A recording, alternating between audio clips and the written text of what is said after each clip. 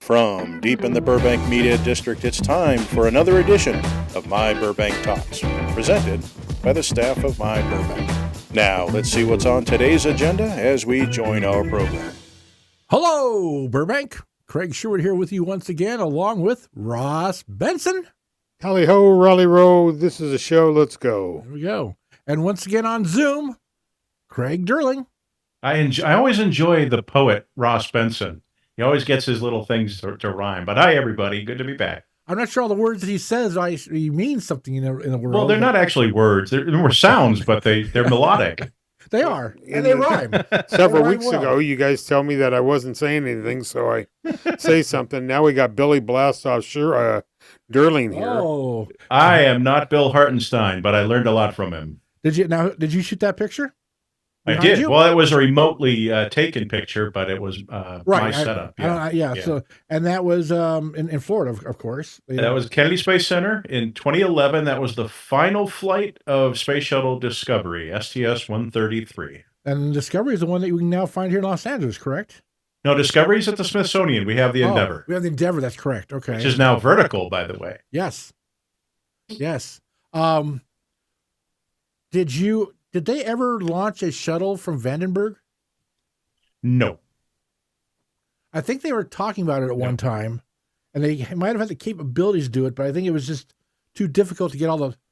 Because they were talking about when they landed here, they would have to be able to then launch from here instead of having to fly it across the country every time. Well, Edwards was always an alternate landing site, and I lucked out on my first... I got the privilege of covering several shuttle launches during that program, but STS-117, which was Atlantis, I went to Florida to cover the launch and was lucky enough that it had to land at Edwards Air Force Base. So I got the landing too from the same mission. It wasn't because of weather, it wasn't able to land in Florida. Now, people, if they understood that shot behind you and the preparation to get that shot, I mean, I remember the Gene Blevins and Billy Hartenstein and yourself, the equipment and the boxes, and you're nowhere near that space shuttle.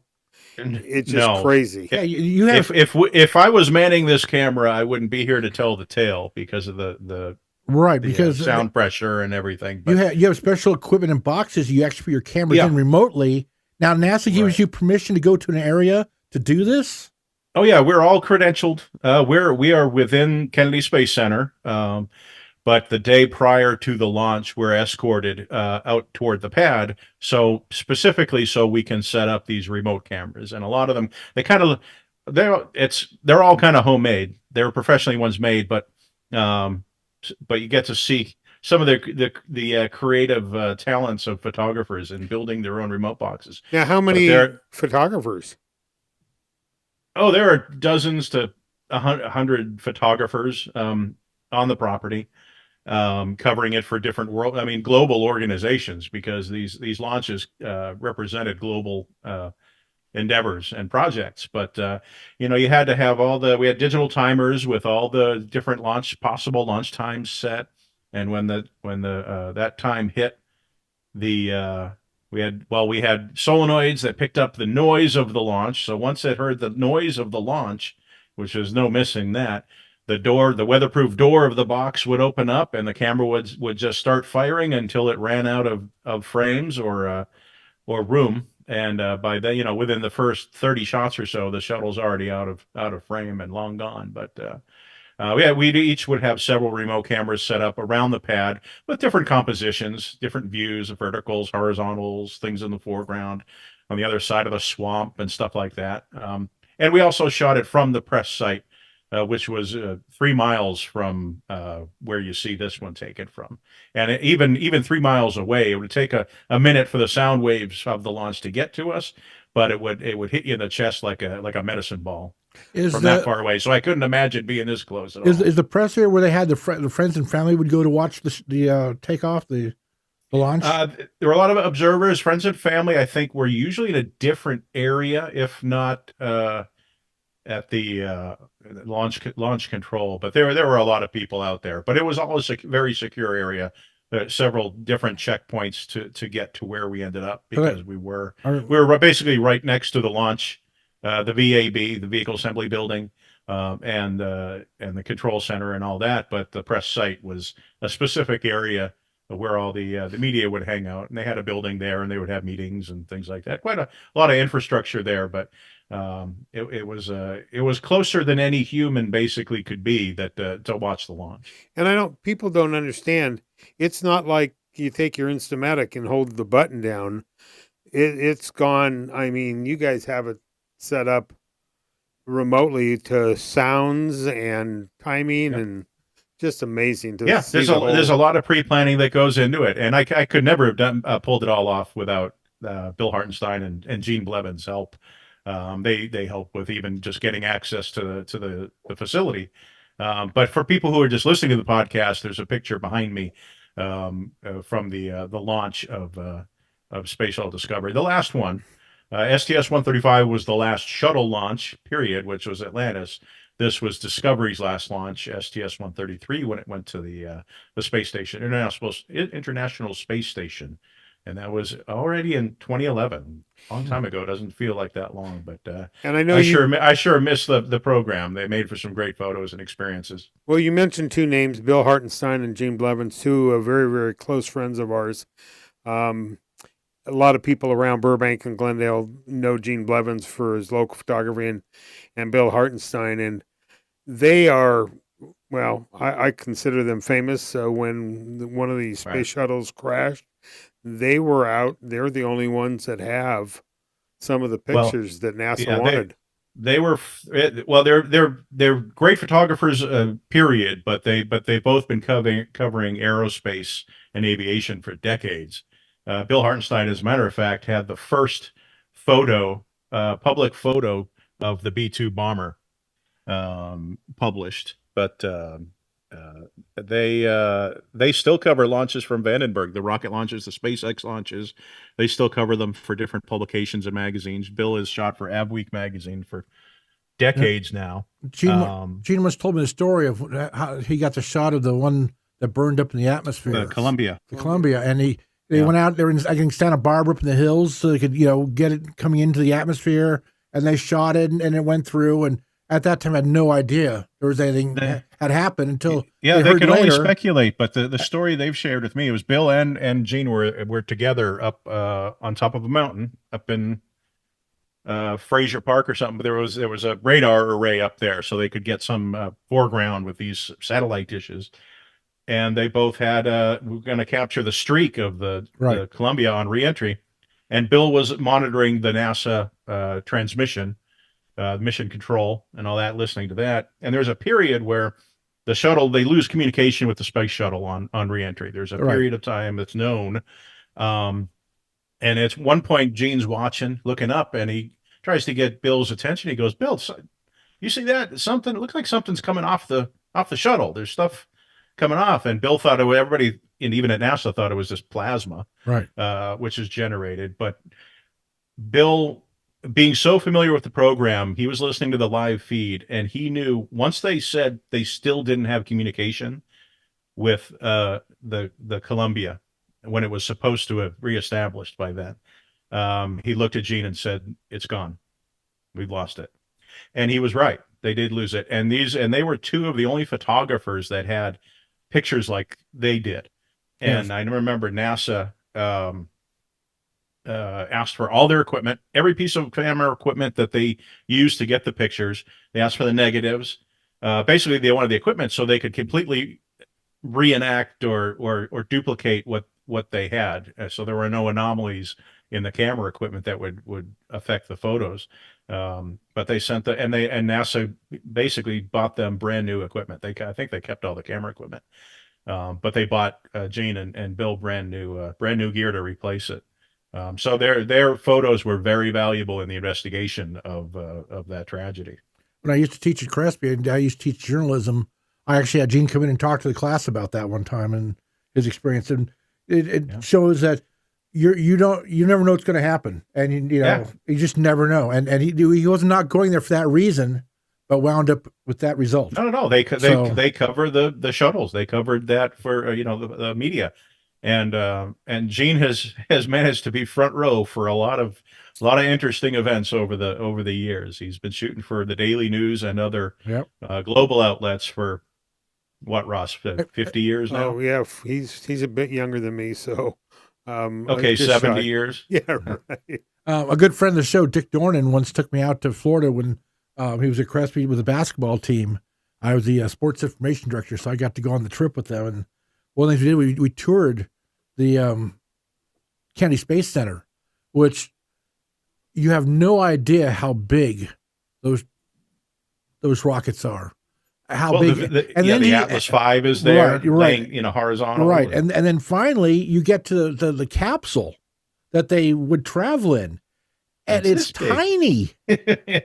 I mean, yeah. Imagine spending a couple of weeks shoulder to shoulder in that thing in the fetal position. Oh my goodness! I looked inside. I wouldn't be able to fit in the door. There's no, but it's amazing how small that is, and how many circuits. They say now your cell phone has far more computing power than that entire capsule had. Oh well, the cell phone you have in your pocket has more computing power than everything used to launch, like an Apollo mission, where they had rooms and rooms of mainframes and computers, stuff like that. Well, thank God they had those amazing. They had those ladies who did the numbers that movie that came out recently that I thought was very well done. Yeah, but if you want to see one of those space capsules as well as Space Shuttle Discovery, they're both at the Smithsonian Air and Space Museum in Washington, D.C. Or you can go to downtown L.A. at the Science Center and see the Endeavor. I think don't know if it's open to the public. No, I think it's about November, they said. I think it's about November.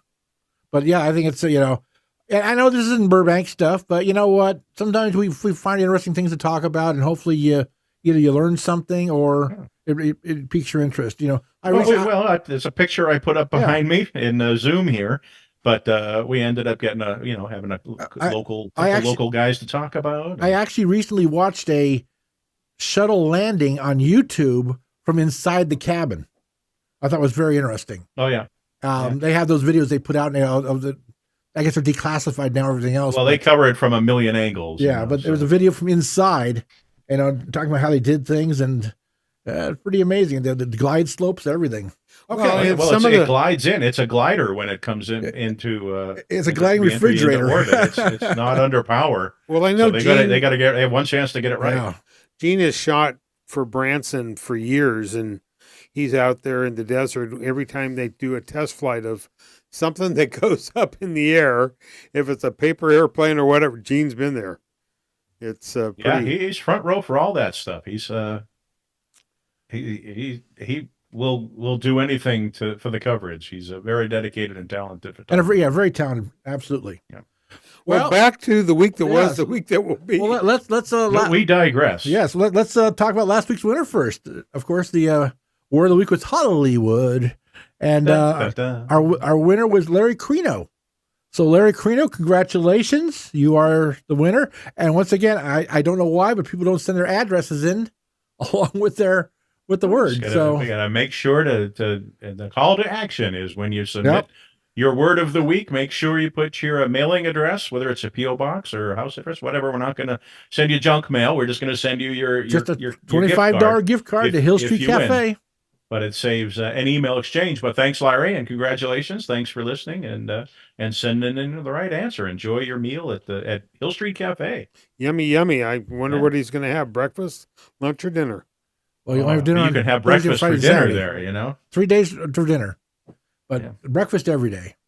So everybody else that's listening right now, you need to listen through the show for this week's word of the week. It's hard to miss, but we usually bury it in the second half of the show somewhere just to keep you awake and wondering. Well, let's get on with last week here. Last Tuesday, we had our city council meeting. It was the one biggie they've been working on for 2 years. It was the gun store ordinance, and basically, my personal view is I was very disappointed that they never brought up that they would limit the amount of gun stores in Burbank. That was never part of the conversation. But I will say this: the restrictions they've now put on the gun stores, where they can't be within 1,000 feet of residential, 1,000 feet of schools, 1,000 feet, 500 feet from each other, and a lot of things like that. there was basically only 2 areas of the city left where gun stores could basically go. And they are very small little areas and industrial type areas. And even if a gun store does go there, then I'm sure you can't get anyone near it because of the 500-foot restriction rule. So while we may now get maybe more gun stores, which I really doubt, I don't think it will be a plethora of them. It'll just be maybe 1 or 2. Well, it was basically a land use issue, and that's what they addressed, and that was what they were, before it was a kangaroo court. I mean, we didn't have quite a few of the requirements, and now it took them, like you say, 2 years. There's a lot of law that they had to cover. A lot of due diligence. And, you got to be careful these days. They had to make sure that they wrote it properly and so forth, or they'll get sued, and so forth. And it sounds like they kind of did it right. Well, this is the first reading, and we'll come back again in 2 weeks for the second reading of it. They're still going to confirm the distances. There's some question about the distance, should be 1,000 or 500 feet in some areas. They didn't take into consideration anything with Los Angeles or Glendale that are very close to these 2 bordered areas. So well, it does beg a question that we've brought up many times so far, Craig. Did they talk about if that's 500 feet as the crow flies? No, once again, you're absolutely right. They did not. Drive, or no, they did not, which once again is disappointing. I don't understand. So they still needed to find that, right? Yeah. You know what? And we have the mayor coming on tomorrow night for an Ask the Mayor show, and I'm going to ask him that question. Well, I think it's a necessary determination that needs to be made. Several people ask the same question, and that needs to be defined, because that could be a total loophole. Because the state law on loaded firearms says not within 1,000 feet of a school, and once again, though, if it's by how the crow flies, there's 4 gun stores in violation. If it's by the Thomas Guide in the old days, then they're not. Exactly, and that's so important. I mean, you can go to Google Maps and drop a couple of dots and tell anybody if something's how far away something is. That's exactly what I did in our story. In a straight line, and I personally, I ain't nobody, but I think that's the way the measurements should be considered, because it takes any question out of the discussion as to, well, what if you take this street? What if you're on the sidewalk? What if you cut through a yard? What's the spirit of the law? Child safety at a school, proximity to a schoolyard. Is it property line to property line? Is it front door to front door? These are things that need to be nailed out now, because they're obvious. If I'm talking about bringing it up now, other people are going to bring up that question if it comes to a litigation or something like that, clearly. I agree. I think they have a couple bugs to work out, which they will work out in these next 2 weeks, and then they'll have a final vote and final decision a week from tomorrow. So we'll know more. And you'll have the mayor's ear tomorrow night. So. Yes, we will. So, anything else on that, Ross? No, I was real surprised there were only a couple of people that got up to speak about it. And a couple so was of I. Called. There was not a barrage of people from outside the city. There were your standard, your normal, you're taking our rights away and you're doing this and all. But actually, there's nothing to do with the Second Amendment with this. Nothing whatsoever. But yet people wanted, because that's a great bullet point for them, a talking point. You're taking away our Second Amendment rights. No, what to go to multiple gun stores? Plenty of places to go buy guns. Yeah. So. Yep, exactly. So I thought, we've been waiting for this. They made, some changes, and like we'll see next or a couple weeks. They hired a consultant that's been working with them, and also all the different city departments, and they're going to come back, like you said, in the second reading and clarify a couple things. So okay, well, moving on to Wednesday. So Wednesday, a couple things went on, Ross, and. Number one, we had the Burbank Housing Authority had their ribbon cutting for a low-income housing event. I think you were there to shoot it, and Lynn Lipinski did a fantastic little article on it. Yeah, Burbank Housing Authority, who works with the city, is trying to put in low, how do you word it? Low income? Low income housing. This was an ADU. A lot of people, you think of that neighborhood between Empire and Thornton. It was on Niagara. I think it's the 2200 block. Well, is it a single residence? No, it's it's an apartment house. It's a couple in the back.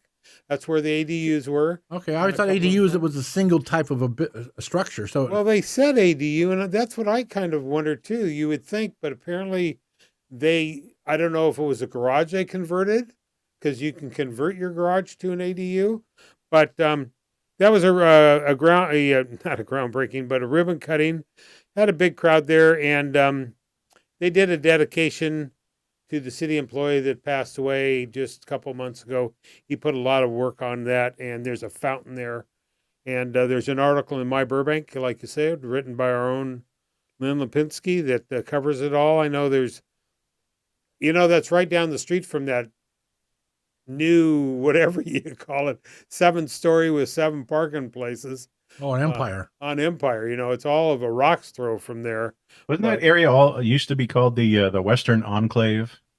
Is that Part of town? All I know is that's where Probably 20 years ago, but I think it was known as the Western Enclave. Well, I'm worried about that entire area, to tell you the truth, because you got not only the 7-story building on Empire, but you have 2 more big high rises like that with low income. And then, of course, all the crime at the Empire Center. I think that entire area has become I'm worried about the future of that whole area in Burbank. Well, you got the Fry's project coming in, and like you said, the Fry's is a little more upscale, though. Well, yeah, it is, but it's still in that western area, and it's all because of, if you recall, transportation. You got trains, you got buses, you got planes. No, all you need is a major transportation center within so many 100 feet, and they consider a bus stop a major transportation center. Yeah. And amazing. I can throw a couple cents in on the ADU thing.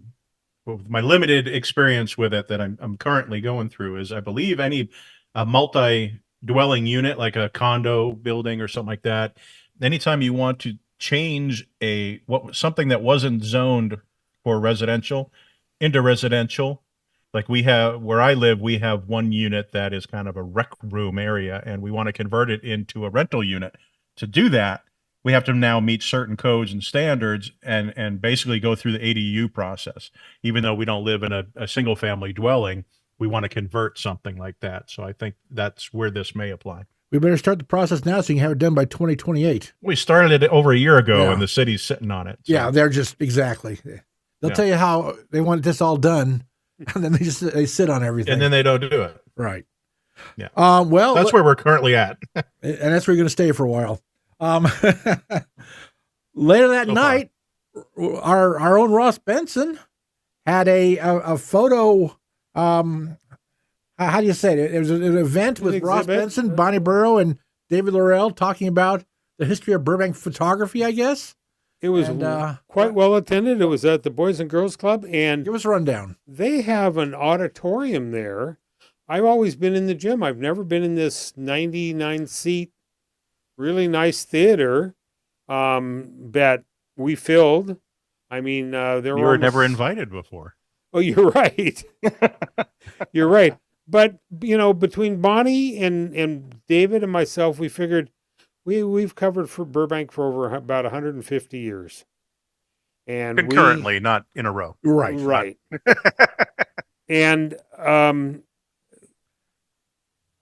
trying to think. It was put on by the arts group, and Eric Connor was the MC and did very well.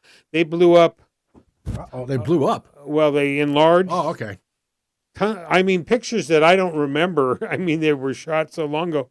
My baby, or the guy jumping off the roof of NBC, they had pictures that Bonnie had taken of Clinton talking here in town, and the feedback that we're getting, people really enjoyed it. We ran out of time.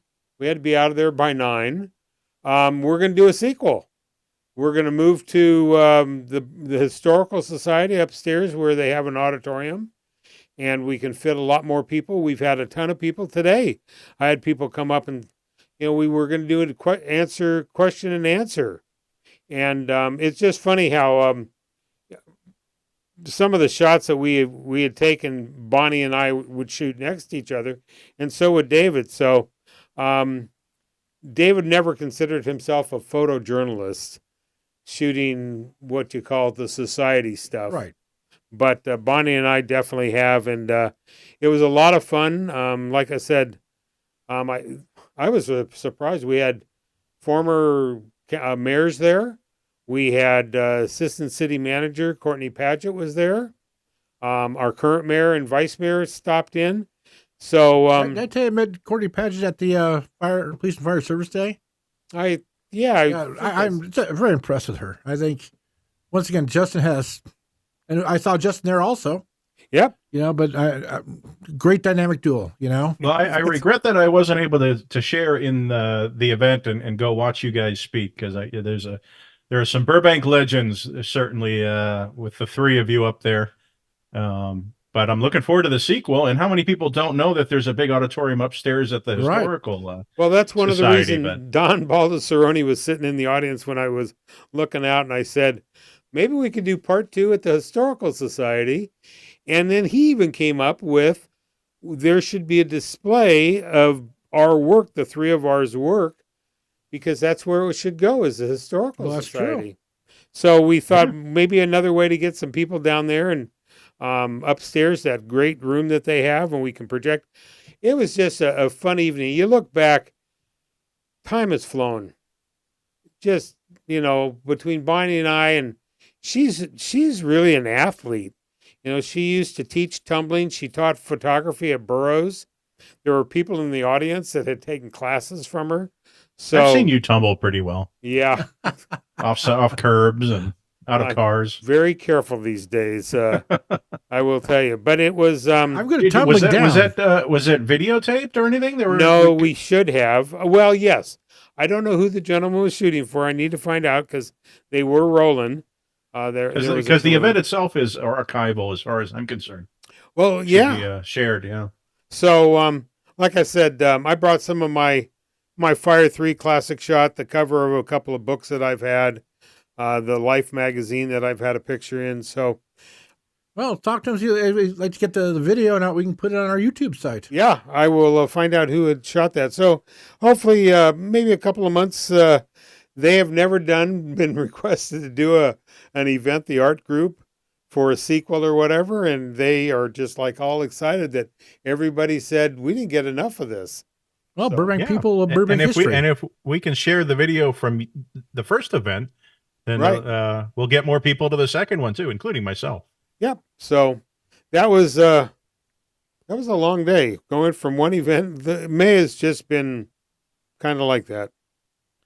Well, the next day you were busy again, of course, because the old Cartoon Network is no more and has now officially become the Hollywood Production Center, and part of their little empire of production places around Los Angeles, and they have a real nice situation set for any production house group who wants to come in. Short-term rental, long-term rental. They need a production office. They're shooting a television show, whatever it's going to be. And then get set up. And once again, you were there for that? I was the company that owns it. This is their 6th place that they have put together. The gentleman that owns the building, he owned it when Cartoon Network was in it.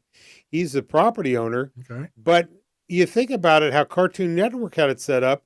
Tons of little rooms. You could set it up, as they call it, turnkey, where they could set it up, small office, large office. I met a lady that's a hairstylist that has rented a place. An attorney, TV attorney. She has a place there, and most people don't know that building has a fantastic roof. I don't know what you call it. A garden, not a garden, but it's a rooftop garden, I guess you could call it. And I've been up there for things from family service. I think it holds 50 to 100 people up there. Easily. And they had a catered party up there. They had a step and repeat, it had Hollywood Production Center, a lot of balloons and so forth. We had the owner, a lot of their clients. They had video going up there. They had a wet bar going. So it was really kind of neat. I, in fact, was talking to some of the people when Burbank celebrated their centennial. I happened to know people that were in that Cartoon Network building. My daughter-in-law had worked in it. I shot the Burbank Centennial fireworks from that patio. So it was for me. People love the view up there, and if you're looking for space, instead of in your garage or your closet, they have everything because you're working. I was talking to, I can't believe it, people coming in from LA. I talked to this couple, they're animators, come in from LA, take the train, and they walk right up the street and they're there. They don't own a car. They don't need a car. The old restaurant that we used to, I think, what was it called? Milano's? Milano's is almost ready to be reopened. A fish and steakhouse. So, again, the downtown is changing. What a way to get that building. In fact, I think it's the first time I've ever had Justin Hess at a ribbon cutting and want to be in pictures. Oh. So these spaces are available to rent now, right? It sounds like yeah. it's one of these kind of a WeWork, those shared office Yeah. spaces, but for productions and events and stuff like that. Yeah, exactly. They used to have, when I had an office at the tall building down on Alameda, 3900, 17th floor. When I used to do weddings, I would, meet the couples there in a great office. They provide everything for you. You have a mailbox, and if you need a contract typed out, there's people there to do that. I don't know if they still offer that in that building, but that's what you can get at the new production center. So you can do long-term rentals as well? Yes. Okay. Yeah. Cool. And plenty of parking. That's, you worry about downtown, you don't have to pay. Well, I don't know if you have to pay if you're a tenant or whatever, but behind the police station, the city, that's a city lot, and this building, it's now signed off where They lease spaces. Yeah. So kind of nice to see that the downtown, that building isn't sitting empty, and that also helps the businesses downtown. Well, moving on to Friday, we all woke up to some sad news that Raul Porto had passed away at 92. Ross, I know you know his daughter. Yeah, I know Betty and I are Betty Porto. We are very good friends. We sit not only on the Magnolia Park Merchants Association, but Betty and I have gotten to know each other over the years. And she has invited me into their kitchen to show me how they make their tarts and their. Well, and we should clarify this is Porto of the bakery, right? The bakery. The one who actually originated the entire thing. The Portos. And I found interesting, I guess the first one was somewhere in Los Angeles. I always thought Glendale was the first one. Silver Lake, and then they moved to Glendale. Glendale was the second one. And you think about it, the city, when they knew what they were doing when they brought them to Magnolia Park. They are to attract people into Magnolia Park. And you tell me anytime you've gone by Portos, there isn't a line out the door. It's amazing. They could, instead of the little parking lot behind the place, they could have a 10-story parking garage there and fill that. Well, they were supposed to. That was the agreement that Betty Porto told me when they came here. The city parking said, is limited there. Yeah, but it's unfortunate. I know Betty had been taking care of her dad for the last couple of months, so but every city function I go to, there's a yellow box or 6 yellow boxes. In fact, the event we did Wednesday night, there were those guava desserts and cheese balls and meatballs, and Betty Porto, supplied the food. You go to any event in this I recently had a cake from there, and it was moist. It was a chocolate cake with chocolate icing. It was moist. Well, we certainly appreciate the food, but we appreciate him upon his passing. For Absolutely. Sure. We missed. And I thought it was real classy that the city had put something out that they, about the loss of Raul Porto. It was on every TV channel, and they now have, I think, 6 locations. They're opening in Disneyland.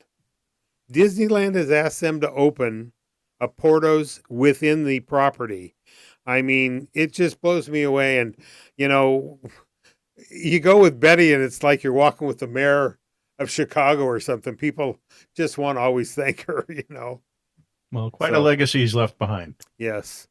Well, that's it for the week that was. Let's move on to the week that will be right after this quick word. Enjoying the show right now? Thinking you may want to do your own podcast? Burbank Talks is renting out our podcast studio on an hourly rate. You can do audio podcasts or both audio and video, and even bring in guests to talk with. We will help you get set up on podcast platforms and start a YouTube channel, and we can edit your productions to make you look and sound your very best. If you are interested, please drop us an email at studiorentals@myburbank.com. That's studiorentals@myburbank.com, and we will get back to you. Now, back to our show. Okay, Burbank, Craig Sherwood here with you, with Ross Benson. Hi there. No rhyme? No reason. Oh, sure. Oh, and of course, Craig Durling. Still here. Okay. Well, today is the most solemn day each year in American history. It's Memorial Day. It's the day we celebrate all those who gave the ultimate sacrifice, those who gave us the right to sit here on our podcast and talk about whatever we want to talk about, the right to live our lives the way we want to live our lives and not be dictated to. There's a lot of things that go into freedom. And one thing freedom is, it's not free, really. I mean, those people a lot of people gave their lives in many, many ways over many different wars and campaigns and conflicts. So I think it's always important on this day that we celebrate the departed who made this country great. These are, I don't care what the campaign people. You want to talk about who made America great? It's these people who gave their lives for our country. And I'm really happy when I see so many different organizations and ways. And I watched a NASCAR race last night, and they did tremendous amount of, tributes to our war heroes. I know the president was out today doing his thing at the Tomb of the Unknown Soldier. So we had once again our ceremony here in Burbank. Ross, why don't you give us a rundown on the day? Well, it was again up at McCambridge Park, and I've covered it for many, many years. As the Burbank Community Band plays the songs. It's a medley of each. Yeah, of each song. And this year they had a new service branch, the Space Force. That's right. Space there you Force. go. So it was different. There were more people there this year than we've had in many, many years. It starts off, the fire department's out there, and they put up the truck company with the most largest flag I think I've ever seen hanging vertical. And if that doesn't get your attention, It's always impressive. Oh, very impressive. And then right at 11 o'clock, The flyover. the Condor Squadron that the Cusamanos pay for as a gift to the city. Those Condors flew right over, right on time. And it was funny because a few minutes after they flew over, I looked through the park and their smoke came down to the ground. And I thought, people are having barbecues or what? It was the smoke from the Condor. Well, they're not electric yet. Right. But I will tell you, our mayor was there. Our Nick Schultz spoke. He spoke eloquently. Our vice mayor was there, and Constantine Anthony, our city manager, all the city department heads, quite a few of them were there. They do a ceremony called the Rose Ceremony. What's it called? It's called the Rose Ceremony. Oh, holy cow! Bud's a little slow tonight. Boy, it is. The Rose Ceremony. You said the word rose? Well, look at that. What could that mean, Ross, when you hear that noise? That is the word of the week. There you go. And in that rose ceremony was done in the rose garden that your We'll finish the DIG story and then we'll talk Yes. about the word of the week. How about Yes, that? that's a good idea. the dig told that was people gonna out there, happen. those roses, all those rose bushes and everything was really, really nice out there. That's right. Dig was there last week, I believe, to really spruce 18th, things they up. said. They cleaned it all up, right? Yep, Yeah. they did, and it looked gorgeous. But that is really solemn when the I think it's Boy Scout Troop 214. That's what's sticking in my head. Those boys and girls bring a rose and put it on those monuments, where everybody is listed. They read off everybody's name. And I'll tell you, if you don't get choked up when you see Gary Brick and his brother Steve at the podium reading the names of the Those were Vietnam. they read the names of Burbank residents who have. Right. These are lost, Burbank residents. They lost their brother and in Vietnam, and the two of them read off their brother's name. And if that doesn't choke you up, talk about local kid that didn't come home. Gary sits on the Veterans Committee. The Veterans Committee is growing. It's just really today's ceremony solemn. Mickey DiPaolo is the MC. He's the head of the committee.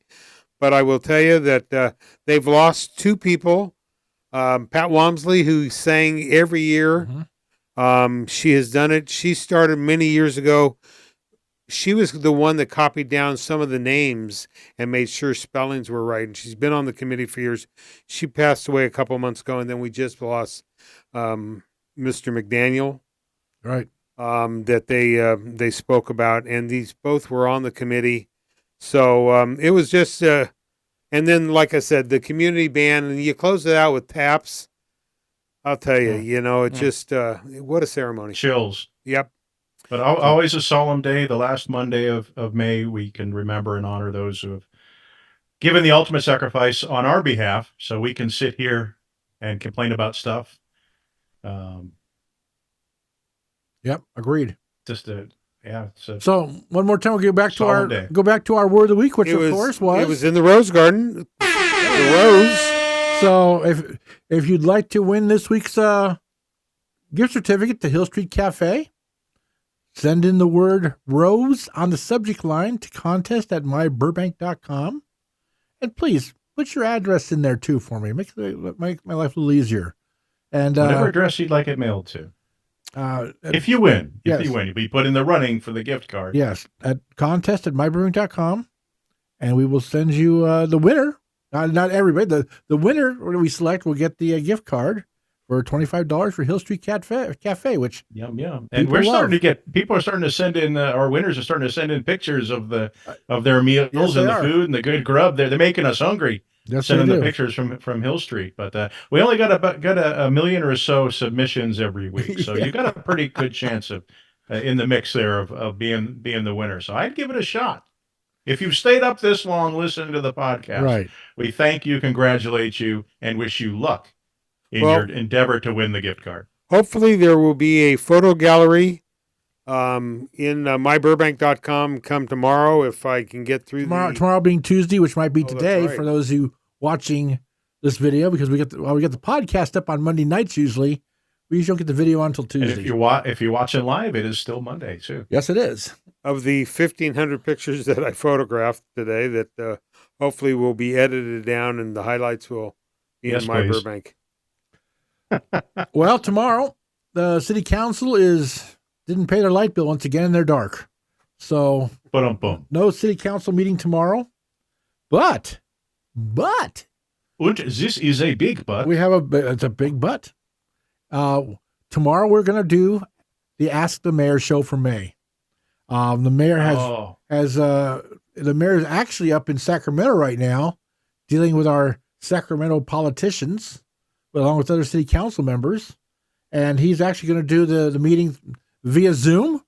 So you'll have to move over from your Zoom seat there a little bit for tomorrow. I'll slide over a little bit. He can sit next to me. And we will have him on Zoom tomorrow. So if you have a question and you're getting this on Monday night or Tuesday before 5:00, send in your question to question@myburbank.com. That's question@myburbank.com. And let me know the question you'd like me to ask the mayor. I only use a first name. I don't use your entire name. So It's not about it's not about you. It's about asking a question to the mayor that you think would be interesting and you want to know the answer to, and maybe others would like to have the same question as you do. So, Well, and And you really, already this is a call to action to all the listeners out there. If you've ever yelled at the TV during city council meetings and had a question or anything, this is a great opportunity to ask the mayor a question. There's some things he can't talk about legally, different proceedings going on and all that.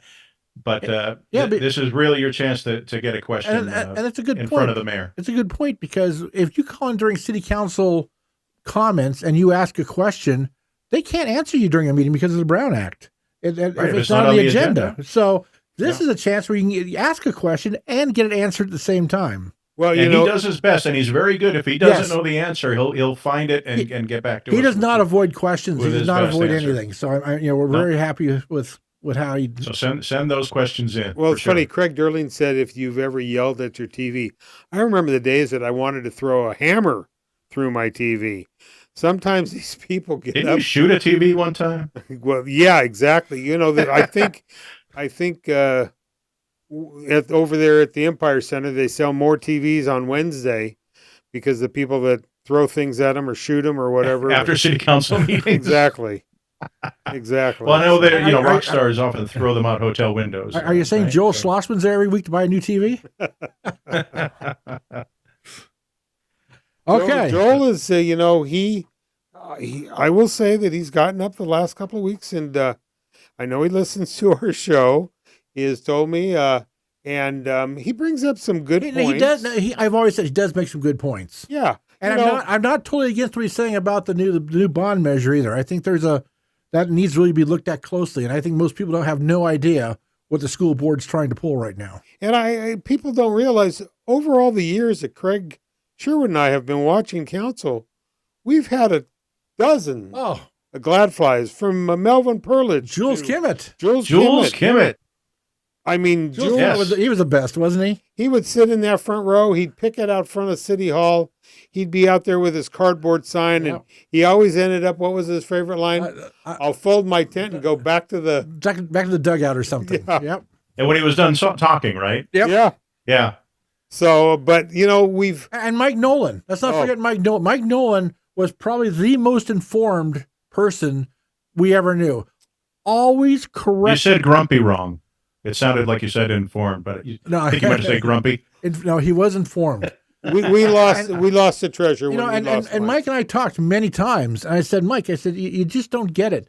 You are so smart. You have so much great information. But the way you deliver it, sometimes you yell at people and you demean people, they remember that and not your message.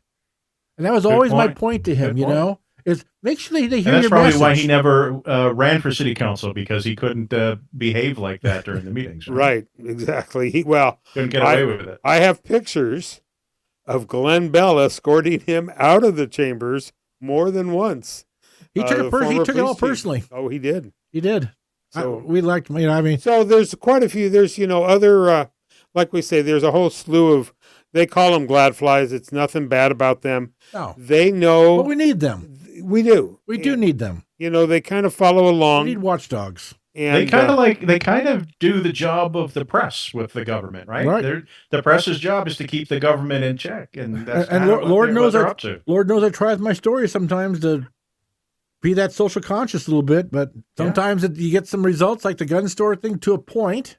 Other times, like the Empire Center crime, it just goes on deaf ears. So what do you do? I've recently read, there's been tons of columns in the LA Times talking about it's the media that keeps our politicians correct. And it... Go to the light, Ross. Yeah, I'm sorry. I'm just He just lit up. I did, because the screen went totally white on me. So I probably did turn quite white because I didn't know what the button to push.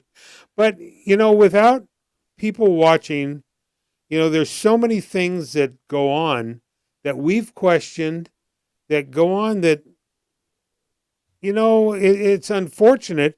And now without print media, it's gone to us, digital. Yeah. How many at Fire Service Day, we have people come up and say, you guys are keeping us aware of what's going on. Just the other day, David Laurel even commented the owner of the Burbank Leader was in the audience, and David said, if it wasn't for my Burbank, a lot of people would not know what's going on in this city at all.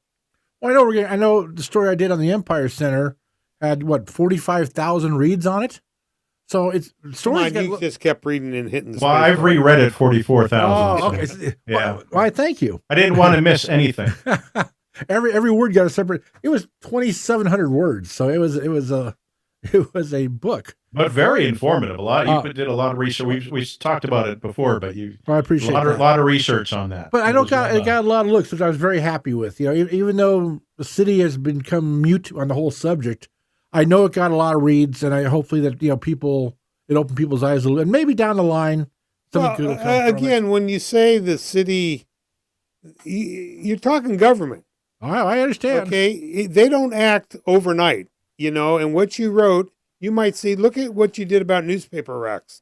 A lot of people don't realize you brought that up, and it took 2 years. 2 years, get them all off the streets. To get them off the streets. So when you go to Bob's Big Boy, you don't see all those newspaper racks anymore. Or anywhere else in town. Anywhere else. That was us. That was you that brought that up. That was us. That was us, But again, this problem at the Empire Center, down the road, maybe a year, they might get slapped upside of the head and go, maybe we should do something. Well, you're planting the seed, and we're more important than notifying the government of these issues. We're notifying the public. We're alerting the public to these issues, so they can then, with 1,000 voices, go to our government and maybe have these things addressed. The only thing that kind of bothered me was everybody was kind of said, "Well, is it safe?" Well, the article doesn't do with safety. The article had to do with the amount of police time taken to take care of all this crime, which takes them off the beats of other parts of the city to protect our city. That was I think we talked about it quite a bit last week on last week's show. I'll move on from that. But these are the majority of the crimes happening there are property crimes. They're not. Yes, retail theft crimes. Yeah, exactly. So let's move on. Nothing to fear. Let's move on. So you know what? The rest of the week is actually pretty quiet. So where are the crickets? The crickets. They oh, wait a second. We do have the crickets with us. And in fact, the crickets now will not go away. There we go. No, because the week isn't over yet. No. It's still crickets. This weekend, guess who's back this weekend? It's Dig. Dig is back, and they're going to diggity dog. They're going to celebrate National Trails Day by going to the Stowell Canyon Nature Center from 8 to 10 a.m. So as always, please join them, help them out, and remember, don't forget your hose. Whoa. I'm such a child. I still giggle. Oh, I know. That horrible joke. I can't resist. Was the trails closed up there for a while because of the awaiting maintenance? Is this part of that getting those reopened or something? No, I think they're back misremembering. open again. Yeah, they're back open. They needed to go and plow after some of the weather that we've had, and I guess some of the trailheads were getting pretty nasty, so they went in and the city does that, and so they don't have people walking through while you got bulldozers working and so forth. So that's why they did that. Well, I know our show next week's going to have a whole lot of meetings come up because for some reason no city boards and commissions met this week. So they're probably all going to meet next week on, I think there were 8 in 3 days. Next week will be stacked. You'll be happy I never can understand why we just can't have one meeting a day, but what do I know? I'm only their defense, we do have a holiday week this week, and that typically throws governments all off kilter. Yeah. Anyhow, what do you do? That leaves us. That's it. One thing. No, that's it. We're done. No, roll we're not credits. done. Roll credits? No. There's only one thing, and this is the reason that people listen this long of the show. It's the only reason I stay awake. That's it. And of course, that one thing is Ross's rant. Ross's rant. Ross's rant. I'd take a flamethrower to this place. Me. What's up, Doc? Well, I do have a couple of rants for this week, and you're going to laugh. I'll tell you. I come down Glen Oaks, and my granddaughter, who is 5 years old, looked out the window of my truck near Scott and Glen Oaks and said, "Papa, that weed growing up on that island is taller than I am. Now, I don't get it. You know, I know we had a lot of rainfall, and I know they can't use, I guess, certain Roundup or whatever because of the chemicals, pesticides. Why don't they take a truck with salt in it and pour salt on the weeds and they'll die? But when a 5-year-old says that weed is bigger than me, then you realize that, and I have a picture, we're going to put it on the video. I'll send it to you, Craig, that this weed is at least 4 feet high. And Did you put her in there for scale in the picture? No, but I should have her stand on that island. And well, then this seems to be a recurring theme for you. They're not fixing this problem. Your recurring rant about the weeds and. Well, it's funny you say that because we've driven Magnolia Park, and if you drive, I think it's between Buena Vista and I think Victory, in the tree wells, the weeds have gotten, and those are those dog, when you walk your dog, they get in their fur, whatever, foxtails and whatever. And it just, I don't know what, I know you can't put salt in there because you'd poison the trees. Well, it's probably some Arctic dung beetle that's endangered. Well, isn't it strange that all these people in all these yards in Burbank, we can handle our weeds? It seems the city can't handle their weeds. I don't think it's something that's so, that's only happens on city property. I think we all take care of weeds. The Parks Department or Street Department, whoever is commissioned with handling this, are they short-staffed or whatever? Well, yeah, of course. In the cities I've worked for in the past, if it's there, the guy that's assigned to that area, that median strip or whatever, that's his baby. And he's got pride in that, and it's going to look good because it represents him. So I don't know if this is... But you know what? That's what we hear every time. Oh, we're short-staffed. How many times is that going to be the excuse? I mean, it's an excuse during the pandemic. How often does this area have to be skipped before the weed is taller than a 5-year-old? Well, that's a good point. It's funny that you say that, Mr. Durling, because a month and a half ago, I know I praise the city's new 311 system. It's a great system if you find a mattress or a refrigerator or some of these things.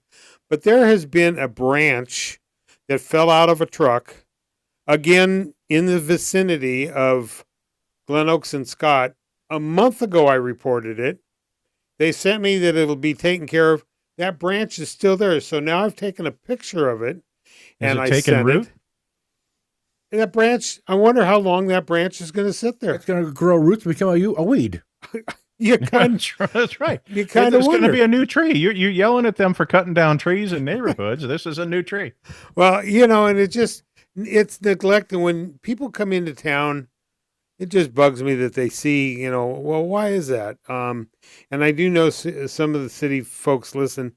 The other rant that I have, and I noticed it today, driving home from the Memorial Day, cars are just speeding left and right. I mean, zoom, zoom, zoom.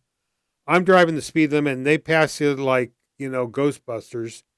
And people wonder why the city is putting in these different things to slow traffic down.